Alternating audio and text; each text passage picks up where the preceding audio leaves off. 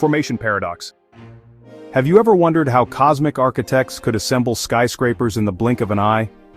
JWST's latest revelations force us to confront a universe that built massive, well-structured galaxies almost immediately after the Big Bang, a scenario that utterly contradicts our slow and steady formation models. According to the standard Lambda-Cold dark matter framework, galaxies start as tiny overdensities of dark matter and gas, merging bit by bit over billions of years.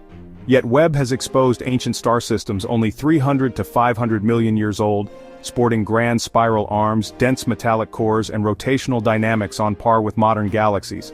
Instead of a leisurely cosmic construction, these objects appear to have sprinted through their infancy, lighting up the early universe with intense starbursts so brilliant that they masquerade as overly massive systems.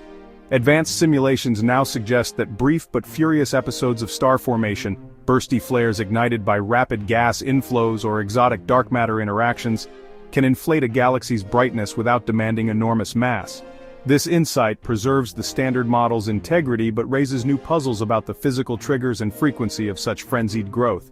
Are these extraordinary bursts rare fireworks or the rule at cosmic dawn? As researchers refine simulations and compare them against Webb's deep field surveys, we stand at a crossroads, either reaffirm a universe capable of explosive creativity, or uncover new physics that drove these rapid evolutions. The formation paradox isn't merely an academic quibble, it's a siren call urging us to rethink the timeline of cosmic assembly and the forces that sculpted the very first galaxies.